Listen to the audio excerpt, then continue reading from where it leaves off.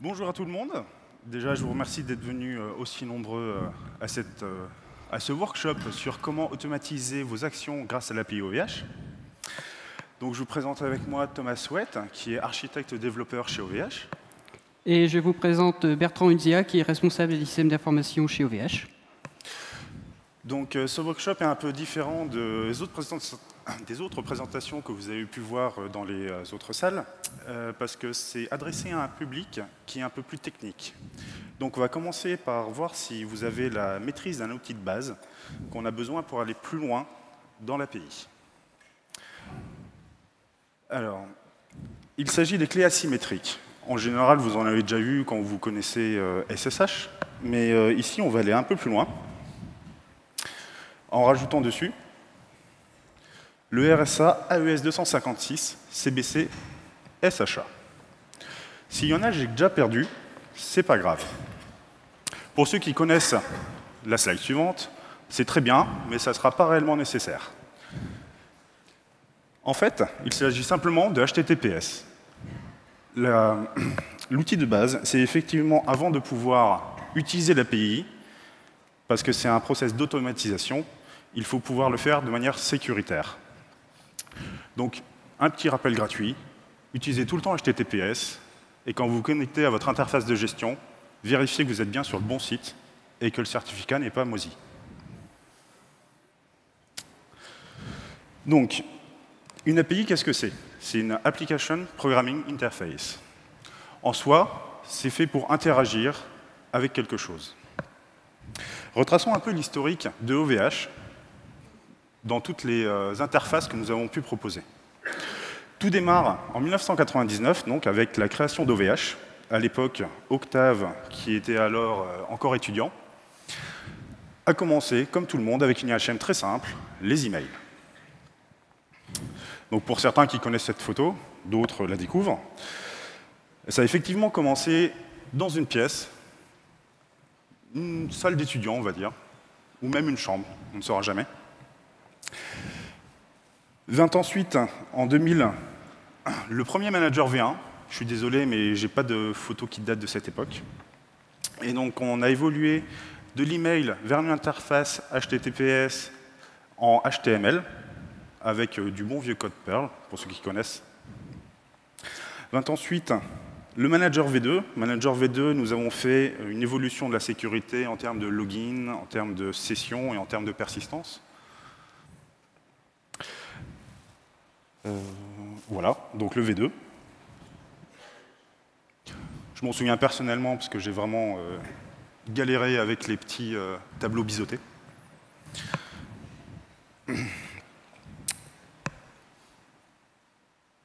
Grâce au V2, on a commencé à élargir notre public. Au début, nous avions uniquement des férus, donc du one-to-one. Au fur et à mesure, on a déjà commencé à avoir des revendeurs qui ont voulu avoir qui ont voulu automatiser leur commande de nom de domaine. On a donc créé l'API Reseller. L'API Reseller, c'est simplement un email contenant des lignes de commande. Ça peut être interprété un peu à la JSON si on veut, mais c'était plus de la regap sans perles, qui parsait et qui exécutait. Ici, nous avons un exemple d'une commande d'un nouveau nom de domaine, et avec son hébergement mutualisé sur un 720 plans. Du basique, enfin c'est très simple. En 2004, comme vous l'avez vu dans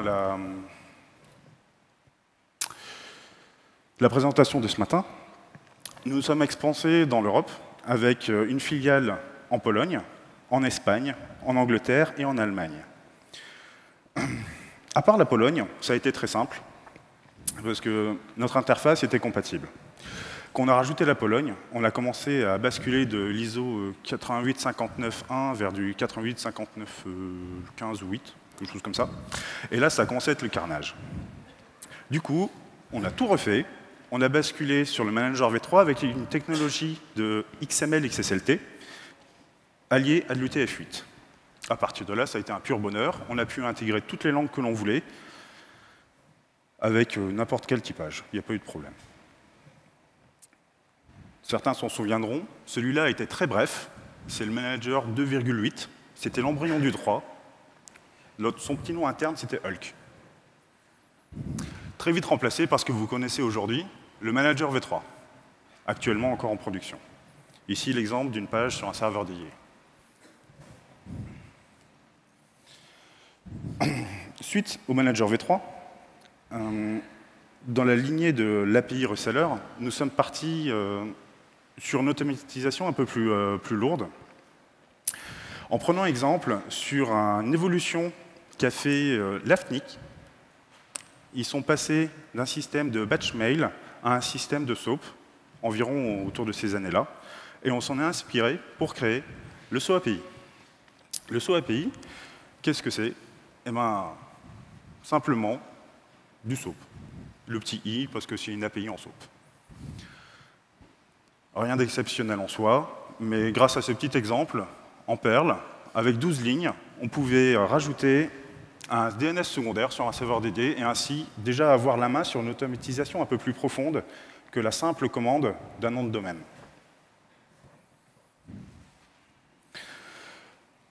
Ensuite, OVH s'est un peu diversifié par différents produits, la téléphonie, la DSL, le cloud. Et on s'est rendu compte qu'on avait besoin d'autres interfaces clients, d'autres approches de mécanismes. Et suite à cela, nous avons développé le Manager V4, qui a une interface propre à lui, qui est normalement axée pour les gens qui font la téléphonie. Moi, personnellement, je ne m'y retrouve pas. Le Manager Cloud, donc avec les produits, le PCC, le Mini Cloud et le reste. Comme vous pouvez le voir, on a déjà commencé à reporter les serveurs dédiés et autres dedans, mais c'est encore à l'époque, à l'étape infinie, enfin non finie. Aujourd'hui, en fin d'année dernière, on est arrivé à une fracture. La fracture est assez simple. Chez OVH, on a une culture très technique. On a une culture de sysadmin et de dev. Et les clients, c'est très bien en soi, hein, mais les clients, ils ont besoin d'interagir avec, et ils ont besoin d'une interface. Et nous, ça nous freine. Du coup, nous avons séparé la partie dev sysadmin de la partie IHM, et c'est là qu'est né le concept de l'API V6. L'API V6, qu'est-ce que c'est? C'est donc l'outil que nous utilisons à l'interne afin de gérer tous nos produits.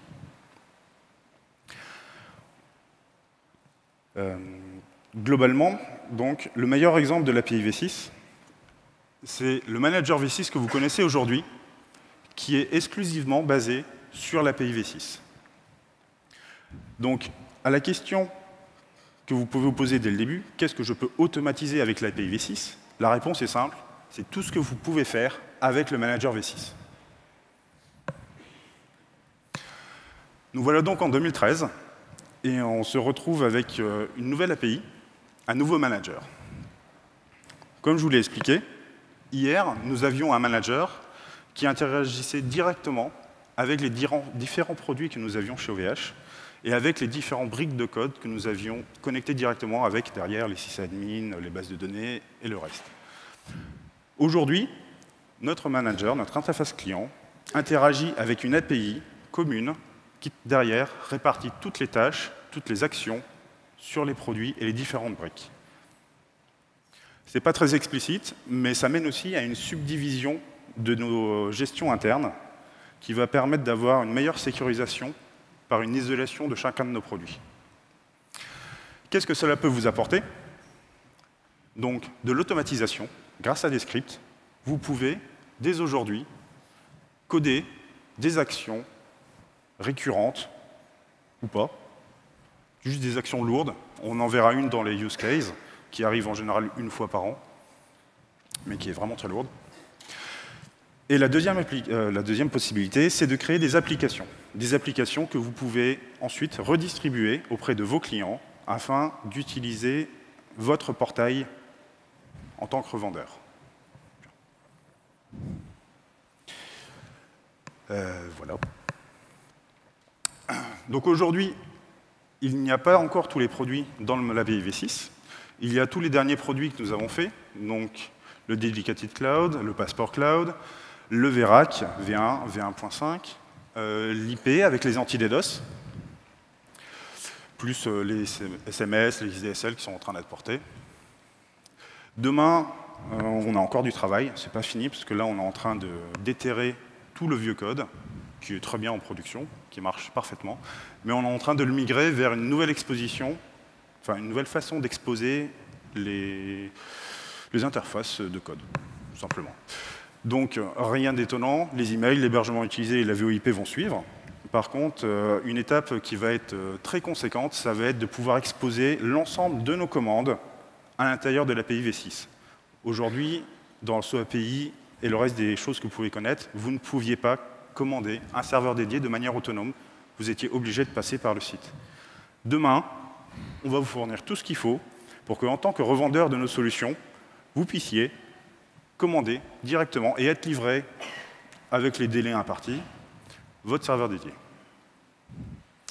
Donc, une API.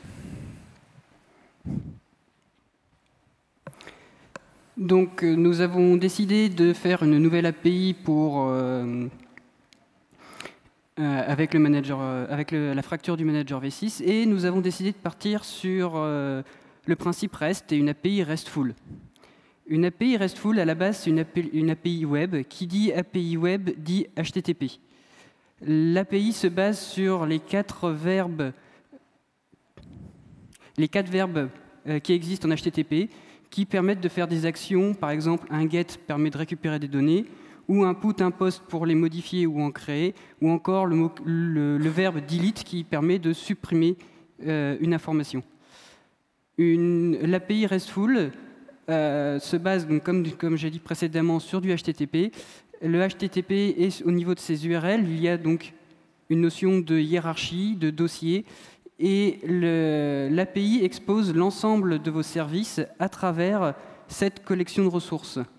Par exemple, si on fait un get sur /dedicated/server, l'API va directement nous lister les serveurs que nous possédons sur notre compte client.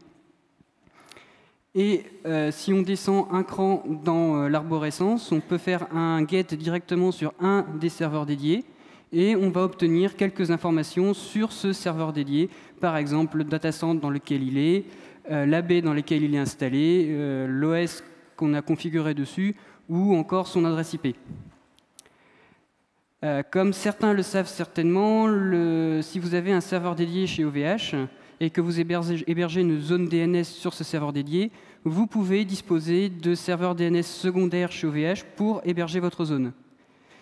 Cette fonctionnalité est décrite dans un appel encore en dessous dans l'arborescence qui permet de lister les noms de domaines qui sont configurés.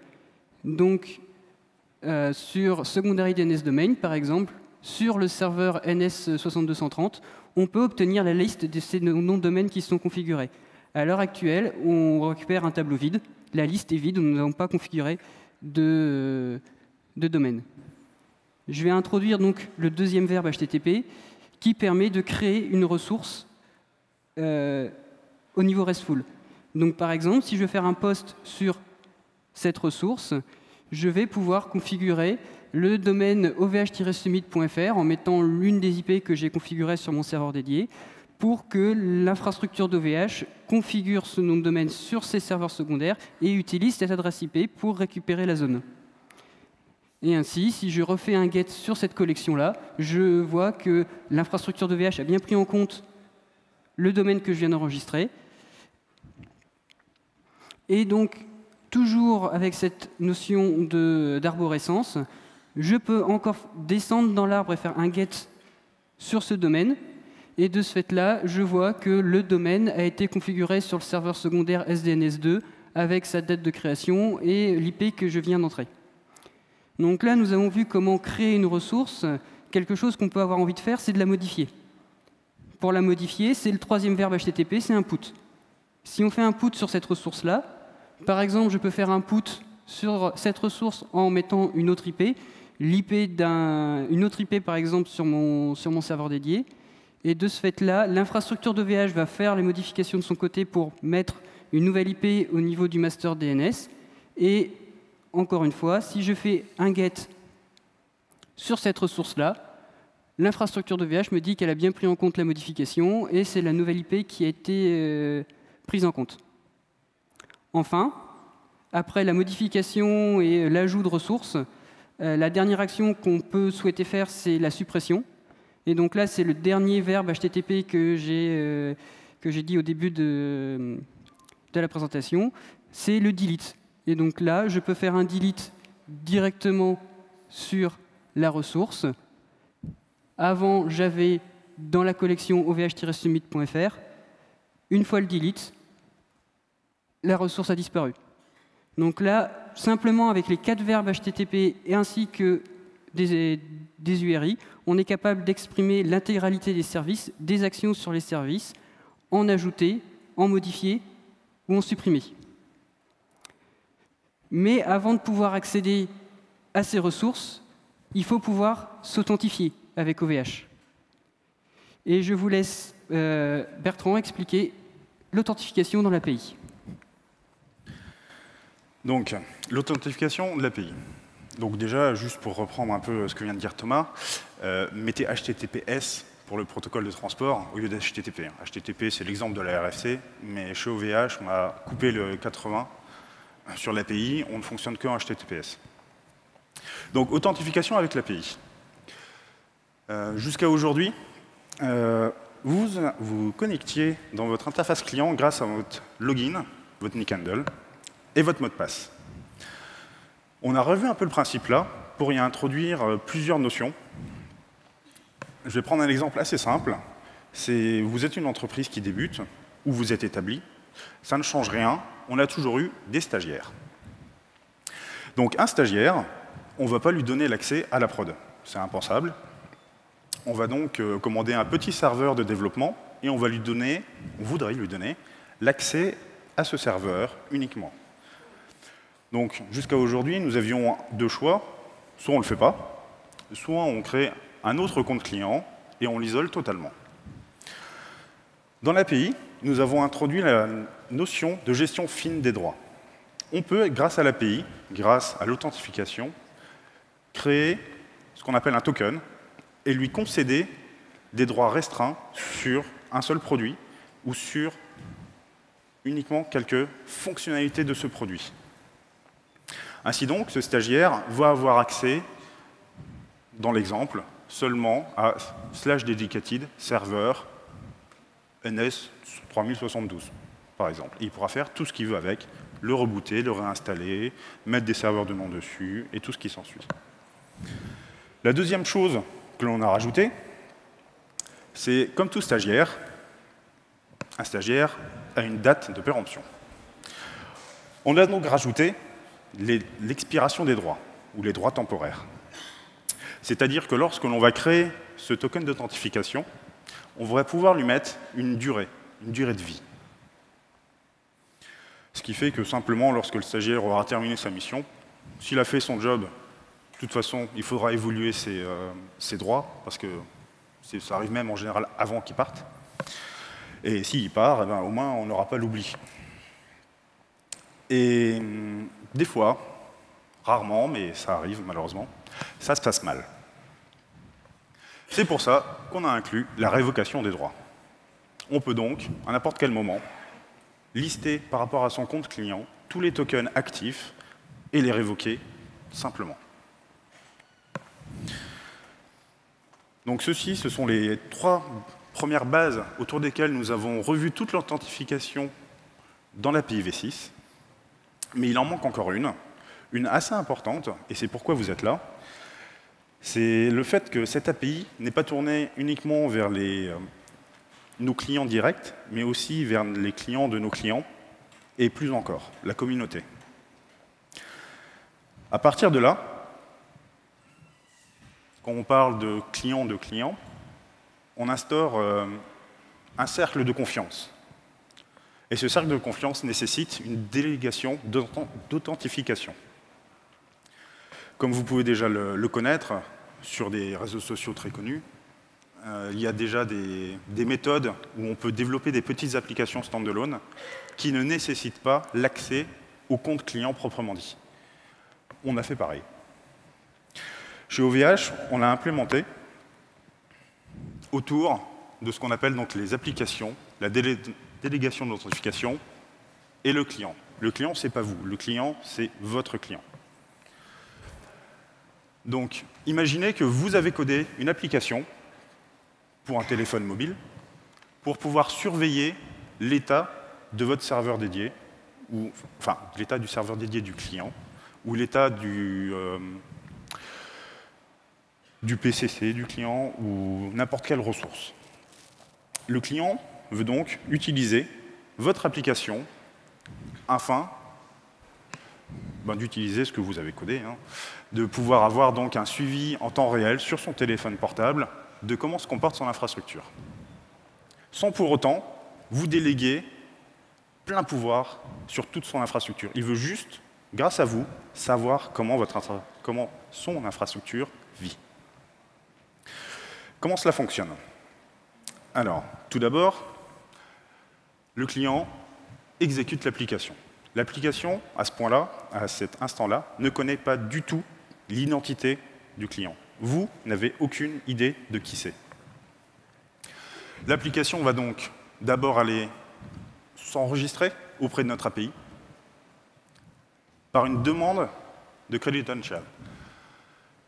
Comme vous le voyez, il n'y a nulle part l'information sur qui est actuellement le client. L'application n'en a pas connaissance. Il demande donc ce qu'il a besoin. Ici, dans l'exemple, c'est j'ai besoin de get, le verbe get, consulter uniquement.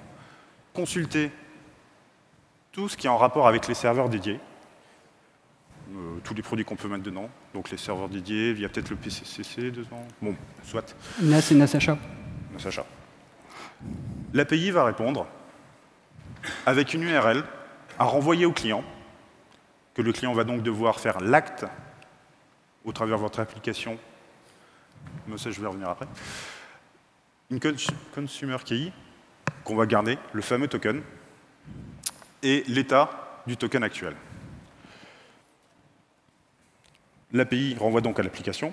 L'application renvoie ça au client. Et suivant les plateformes, l'application va renvoyer le client sur la page web hébergée par nos serveurs sur notre domaine, avec notre SSL, avec notre niveau de sécurité. Le client s'identifie, login, mot de passe, la durée de validité, c'est en tout petit, mais elle est là.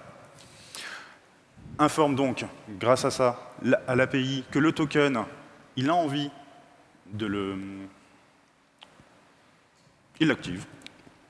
Donc, il l'active, l'API en prend soin. Vient ensuite simplement votre application qui est notifiée par l'URL de callback que le token est actif et qu'elle peut donc travailler avec et ainsi récupérer l'état des services. Donc ceci est un petit tour d'horizon sur le fonctionnement global, mais on va aller un petit peu plus loin dans les fonctionnalités de l'API avec un premier contact. Donc, afin que vous ayez un premier contact simplifié avec l'API, pour pas que ce soit quelque chose de barbare ou statique avec une grosse documentation et de devoir tout coder du premier coup, nous avons mis en place une console web sur le site API OVHcom. Quand on arrive sur la console, la première chose qu'on voit, c'est les racines, la liste de tous les produits que l'on peut manipuler avec l'API d'OVH. Donc on voit qu'il y a du cloud, du serveur dédié, les domaines, etc. Un petit bout de commande déjà qui commence à arriver. Et par exemple, si on clique sur Dedicated Server, on va donc voir la liste de tous les appels qui sont possibles de faire au niveau des serveurs dédiés, avec une petite description. Et on peut aller plus loin dans la découverte, ou si on clique par exemple sur un des appels, on voit que par exemple cet appel ne prend pas de paramètres et il retourne un tableau de chaîne. C'est normal, c'est l'appel qui permet de lister les serveurs que l'on a, donc on s'attend à avoir un tableau de nom de serveur. Ici, on voit qu'il y a un bouton Execute. Pour le moment, on ne s'est pas encore authentifié, donc on ne peut pas utiliser l'API, et le bouton est grisé. Si on souhaite découvrir un petit peu et essayer l'API à travers la console, il y a un bouton Login. La console web a été construite comme une application tierce, comme une application que vous pourriez faire. Et donc, de ce fait-là, si on clique sur le bouton Login, on arrive sur la page d'authentification d'OVH de l'API, où on voit que l'on peut remplir son compte client et son mot de passe. On peut choisir la durée de validité du credential qu'on va créer. Donc, par exemple, on va dire qu'on est en train de tester la console pendant 1 heure et que de toute façon, on n'en a pas besoin de plus. On voit à quelle application on donne nos droits d'accès. Donc là, c'est vraiment la console API d'OVH auquel on va donner les droits d'accéder à notre compte. Et comme la console est faite pour découvrir l'intégralité de nos services et l'intégralité des fonctionnalités, eh ben on voit qu'on donne l'accès en lecture et en écriture à toutes les URL de l'API. Donc on valide. Et récemment, on a intégré chez OVH la double authentification par SMS, par exemple. Et donc là, pareil, vu qu'on s'identifie sur un compte qui a une double authentification SMS, un compte client qui a été sécurisé, ben pareil, l'API va demander donc au client qui est en train de se connecter le SMS de validation. Donc j'ai reçu mon SMS, je le rentre sur la page. Et lorsque je valide, ici, je retourne dans la console. Donc, si vous aviez développé une application, on retourne dans votre application. Et là, le bouton Execute qui était grisé précédemment devient cliquable. Et par exemple, si je clique sur le bouton Execute, je vois, comme dans les exemples précédemment, le retour en 60 millisecondes de ma liste de mes serveurs dédiés. Et donc, de ce fait-là, je peux voir directement l'appel à l'API et ce que ça me retourne. Si je veux avoir un peu plus de détails, il y a un onglet RAW à côté. Et là, je vois directement l'appel qui a été fait par l'API, l'URL complète, les paramètres qui ont été passés, le retour du serveur et le contenu. Ça peut être pratique aussi quand on est en train de développer son application, on voit que ça ne marche pas, on a envie de tester, on prend la console et on regarde, ben, effectivement, dans la console, ça fonctionne. J'ai ça comme résultat, ben, maintenant je peux débugger mon application et vérifier où j'ai mon problème. Mais là, pour l'instant, on est toujours en train de jouer. On utilise la console d'OVH. Ça ne nous permet pas encore d'automatiser des tâches. En vrai, on a 2 possibilités. La première, je suis en train d'automatiser une tâche pour moi. Je veux créer un script qui va tourner sur un de mes serveurs dédiés pour monitorer mon compte ou faire des actions. On a une première page qui permet directement de créer des clés pour un script. La page ressemble beaucoup à la page précédente. La seule différence, qu'on donne un petit nom à son script, on donne la liste des droits qu'on a envie de faire. Donc là, par exemple, je veux créer un script qui me permet juste de rebooter mes serveurs. Comme ça, je peux me faire une petite interface en interne sur mon intranet. J'ai un serveur qui tombe en panne, j'ai un bouton, je peux le rebooter. Et donc, de ce fait-là, automatiquement, l'API d'OVH vous retourne la liste des credentials à mettre dans votre script.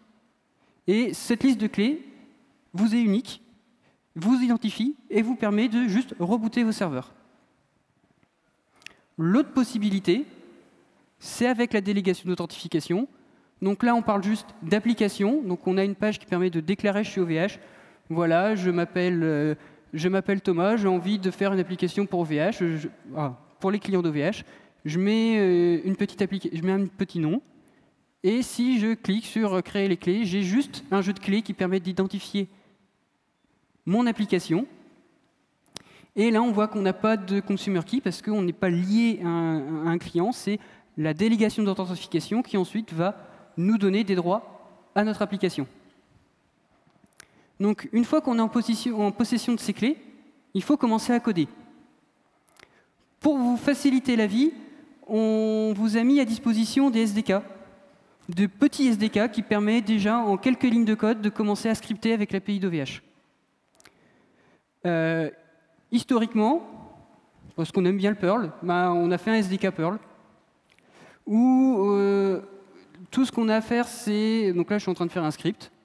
je déclare un nouvel objet, je veux faire un get sur dedicated server, et si j'exécute mon script, j'obtiens la liste de mes serveurs dédiés. Donc, en 3 lignes, je peux commencer à scripter en Perl, et j'obtiens mes dédiés. Vu qu'on n'est pas raciste et qu'on n'est pas que Perl, on a fourni aussi du Python, où de ce fait-là, on a un SDK Python pour faire la même action, où on obtient le même résultat, ou encore en PHP. Pareil, on a envie d'intégrer des tâches automatiques dans un petit intranet en PHP, et on obtient exactement le même résultat. Après ces petites descriptions de comment utiliser l'API, nous allons vous montrer quelques cas pratiques d'utilisation de l'API. Donc, comme je vous l'ai dit au début, il y a l'automatisation des tâches récurrentes, mais il y a aussi certaines tâches qui arrivent très rarement, mais qui sont très lourdes. Moi, je gère un peu la facture aussi chez OVH. Et en général, ça arrive dans le coin de février-mars. On a les commissaires aux comptes qui débarquent, les CAC, comme on les appelle quand on est dans le circuit, et qui nous demandent tout un exemple de facturation, les extraits, les justificatifs, et pourquoi est-ce qu'on a facturé ou pourquoi est-ce qu'on a eu ce service. Dans une société peut-être un peu plus, à une échelle un peu plus humaine, on reste humain, mais je veux dire à 3, 4 ou 10 personnes, ça commence déjà à faire une centaine de factures quand on travaille avec OVH, une facture par mois, ou même avec le renouvellement automatique, vous avez quand même une facture par mois, plein de serveurs dédiés, des domaines. Donc vous devez sortir, pour votre comptable à la fin de l'année, toute la liste de votre facture chez OVH, votre facturation chez OVH. Jusqu'à hier, vous deviez aller dans votre interface client et sélectionner votre facture, sortir le PDF, l'enregistrer, aller sur la facture suivante, sortir la facture, enfin le PDF, l'enregistrer, et ainsi de suite pour votre centaine de factures. Ça vous prend au bas mot 3 heures dans le meilleur des cas. Donc ce qu'on a fait, c'est donc grâce à l'API V6, on a exposé les factures. Vous pouvez donc, on a choisi Perl parce qu'on est des fous de Perl, vous pouvez donc faire un appel à /me/bill pour demander les factures sur une plage. Donc là, on a demandé toutes les factures depuis le début de l'année, et l'API va gentiment vous répondre. Non, pas tout de suite. L'API va vous répondre, oui, mais on va le mettre en forme, donc à travers un tableau. On fait une petite boucle. Il est où le truc? Bon, l'API est censée vous répondre une liste d'ID. Hein. Donc ensuite, on met la réponse dans le tableau. On fait la petite boucle en Perl sur le tableau. On va chercher les informations complémentaires. Donc, c'est le myAnswer où on fait /me/bills, bill-id. Donc là, on va, comme l'a dit Thomas au début, on va descendre dans l'arbre des données. Et l'API va vous répondre toutes les informations complémentaires, donc la date de la facture, le montant total hors taxe TTC, et surtout, ce qui vous intéresse, l'URL direct pour télécharger le PDF. Il ne reste plus qu'un petit print, et vous avez donc ce magnifique tableau que vous pouvez donner à votre comptable, et il sera totalement heureux. Si jamais il vous faut un petit art, il y a juste à rajouter le wget à la fin, et c'est parti.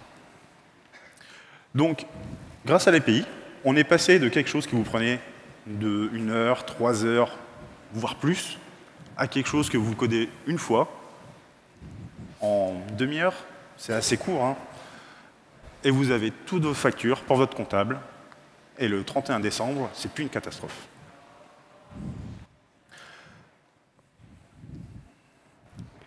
Un deuxième cas d'usage que je vais vous montrer, c'est par exemple avec les VPS d'OVH. Donc, hier, il y a eu une faille de sécurité qui est sortie sur le noyau, par exemple, et j'ai envie de mettre à jour mon VPS. Je le fais rapidement, je me connecte sur mon VPS, hop, je fais un update, je veux faire mon upgrade. Oui, j'ai envie de continuer puisque j'ai besoin de faire cette mise à jour. Je fais ma mise à jour, je mets à jour mon noyau, qu'est-ce que je fais? Je reboot. Mon VPS reboot. Première chose que je fais, ben, je vais le pinguer en attendant qu'il reboot. Donc je le ping, puis j'attends. Puis il est long à rebooter ce VPS. Il est vraiment long. 10 minutes plus tard, bon, ben, la mise à jour elle a échoué, mon VPS ne redémarre plus. Je suis un petit peu dans la panade. Avec les VPS d'OVH, vous avez la possibilité, par exemple, de prendre un snapshot de ce VPS, histoire de pouvoir remonter dans le temps et retourner dans un état que vous saviez qu'il était en train de fonctionner. Alors, le problème, c'est que là, vous étiez en train de faire la mise à jour en urgence. Forcément, vous n'avez pas pensé à vous connecter sur l'interface OVH dans votre manager, choisir votre VPS, cliquer sur le bouton « Oui, je suis sûr de vouloir créer un snapshot », je crée mon snapshot, et ensuite, je fais ma mise à jour. Quelque chose qui pourrait être sympa, c'est directement intégrer un petit script sur ces machines pour que, quand je veux faire une mise à jour, automatiquement, il y ait un snapshot qui soit fait. Ben, dans l'API des VPS, la possibilité de faire des snapshots a été intégrée. Donc, je me fais un petit script Perl sur mon VPS. D'abord, je vérifie qu'il n'y ait pas déjà un snapshot qui sont en train de créer, parce que je ne peux pas en créer un deuxième. Dans les faits, je peux étoffer un petit peu le script pour dire, poser la question à l'utilisateur qui est en train d'utiliser le script, est-ce que vous voulez supprimer le snapshot actuel? Bon, par défaut, on ne le supprime pas, parce que s'il y en a un, c'est que peut-être on en a besoin. Ensuite, je lance un appel avec le post sur Create Snapshot, avec une petite description, histoire qu'on se souvienne quand est-ce que le snapshot a été fait. J'attends un petit peu jusqu'à ce que l'API me dise, à travers une tâche, que le snapshot a bien été réalisé. En 2-3 secondes, le snapshot il est fait. Et si tout s'est bien passé, mon snapshot est créé. Et là, au lieu de juste de faire un exit, je peux directement lancer un deuxième script qui va faire la mise à jour. Et donc de ce fait-là, même si je suis en urgence, même si j'y pense pas, je lance mon script de mise à jour que j'ai préparé. Et ainsi, il va d'abord créer un snapshot. Et si le snapshot c'est bien fait, on met à jour la machine et on la reboot. Comme ça, si jamais, suite à une mise à jour, la machine qui marchait ne marche plus, je sais que je peux retourner à son état précédent.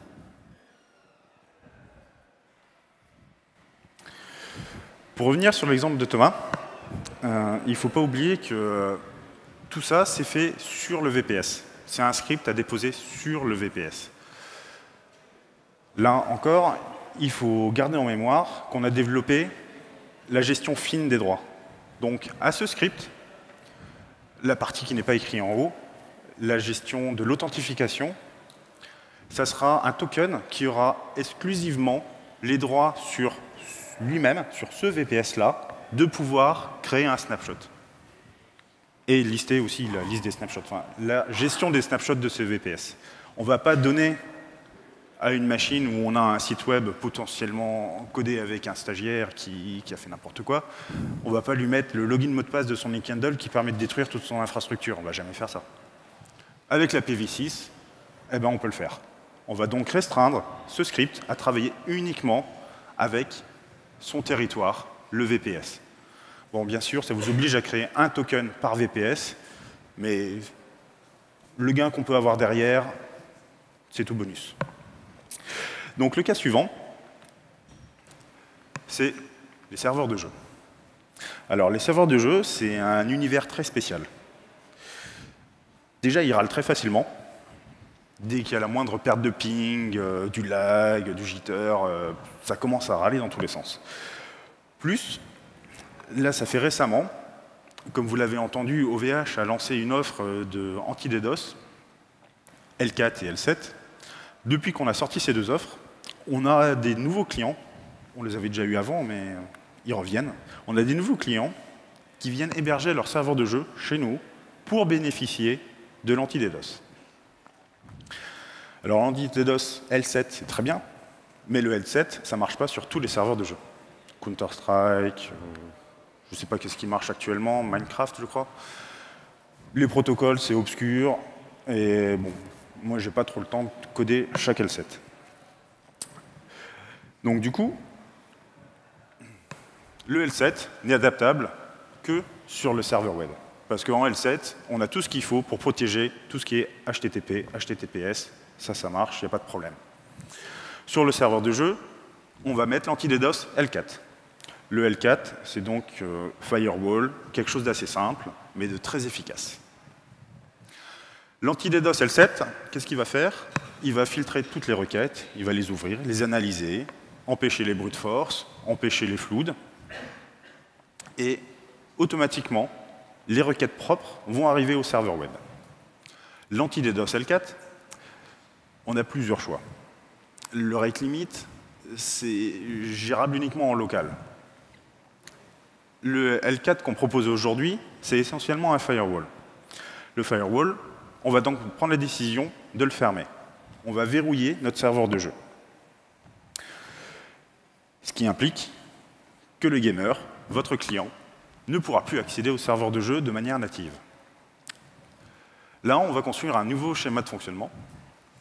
On va demander à votre client de venir sur votre serveur web, sur votre serveur de gestion, en fait, le vôtre, pas le nôtre, s'identifier, s'authentifier, soit de manière manuelle, soit de manière automatique, avec certains jeux aujourd'hui qui ont des launchers, qui va donc demander à l'API, à travers votre site, à travers un token restreint à certaines fonctionnalités, d'ouvrir pour ce client, pour son IP, ou s'il déclare les IP pour sa team, il déclare toute la team, le serveur de jeu.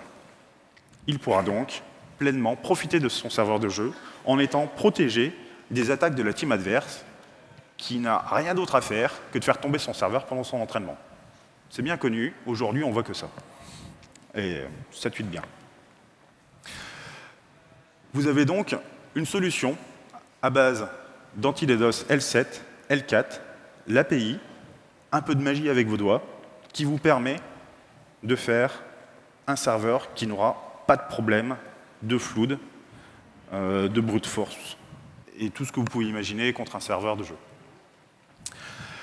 Une fois que le client, le gamer, a fini, on peut même pousser le vice à ce que votre serveur de jeu découvre que le gamer n'est plus là, pour raisons diverses. Déconnexion intempestive, clavier jeté dans l'écran. Et donc, le serveur peut simplement demander à l'API, avec un token séparé de l'appli web, qui n'a le droit que de retirer les règles de firewall, le serveur de jeu va donc demander à l'API de supprimer l'accès qui avait été précédemment autorisé. Votre serveur se retrouve donc à nouveau fermé, verrouillé, protégé. Voilà. Et donc nous avons donc un quatrième exemple de l'API, c'est la construction d'un système de monitoring. J'ai une grosse infrastructure, j'ai plein de VPS, plein de serveurs dédiés, et je souhaite me monter une petite machine afin de pouvoir faire du monitoring. Donc je commence, j'installe la machine, j'installe un mon, je déclare toutes mes IP que j'ai dedans, et de ce fait-là, j'ai mon monitoring.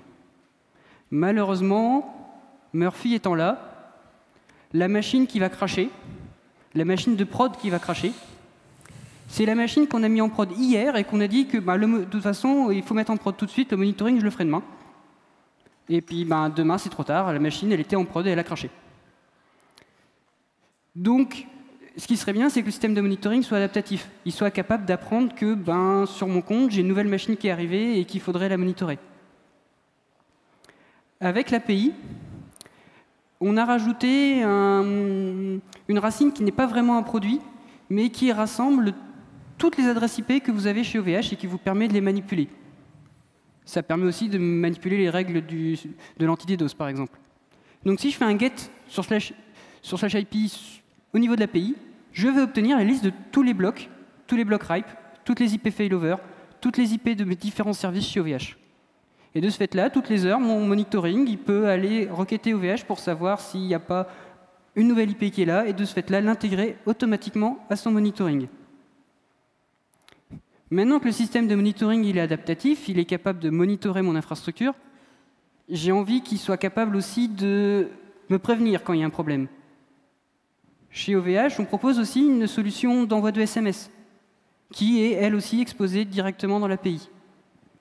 On peut donc coder dans notre système de monitoring un post sur /SMS, avec un petit job, avec des senders déjà prédéfinis, enfin des receivers plutôt, et de ce fait-là, mon monitoring est capable de m'envoyer directement un SMS sur mon mobile en disant que une de mes machines a un problème. L'autre souci que Murphy va nous causer, c'est que le jour où c'est le serveur de prod le plus important qui va tomber, c'est le jour où j'aurai plus de crédit de SMS. Et donc de ce fait-là, le monitoring peut se monitorer lui-même, voir s'il a encore la capacité d'envoyer des SMS. Et par exemple, donc de ce fait-là, en faisant un get sur /SMS, je vais récupérer les informations de mon service. Et je vais savoir que il ne me reste plus qu'un crédit de 5, 10, 15 SMS. Et de ce fait-là, je peux choisir de soit commencer à m'envoyer des SMS pour dire que j'ai plus de SMS, c'est pas forcément une bonne idée, ou de commencer à trouver un moyen de backup, commencer à envoyer des mails, utiliser la VoIP d'OVH pour appeler directement en disant il n'y a plus de SMS. Et de ce fait-là, le monitoring est capable de monitorer sa capacité de monitoring.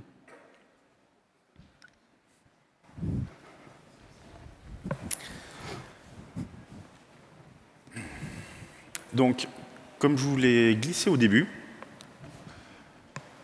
avec la PV6, même chez OVH, on a commencé à structurer et à segmenter nos produits. Chaque produit commence à avoir une entité, vraiment en termes de sysadmin, de développement et autres. Et ce qu'on vient de vous présenter avec le monitoring, c'est quelque chose qui est réellement en production chez nous. Donc, ce n'est pas juste un exemple qu'on a pris comme ça, on l'a mis en production. Ça, c'est vraiment quelque chose qui tourne aujourd'hui chez nous. Donc, Ubique a son propre système de monitoring. PCC, on a un petit bout aussi. Il en a un autre qui est quand même un peu plus compliqué, mais il tourne aussi. Et un autre exemple, qui est celui que nous avons aussi évoqué au début de la présentation, vers le milieu, c'est un use case qui est un prod case, en fait. C'est la double authentification par SMS chez OVH. Elle a été faite exclusivement avec l'API V6. C'est-à-dire que si vous regardez, on ne vous le montrera pas, le code qu'il y a derrière, il y a un token, une application, un token d'authentification, un token d'application, il y a les appels put pour envoyer les SMS, et nous avons bien sûr à côté notre team monitoring qui nous permet de surveiller combien de SMS il reste, et bien sûr tout ça, on se le refacture en interne, et on monte ça au comptable à la fin de l'année. Donc, voici la fin de ce workshop. J'espère qu'on a pu vous montrer un peu tout ce qu'on a pu faire et qu'on a pu vous donner envie de développer quelque chose avec nous.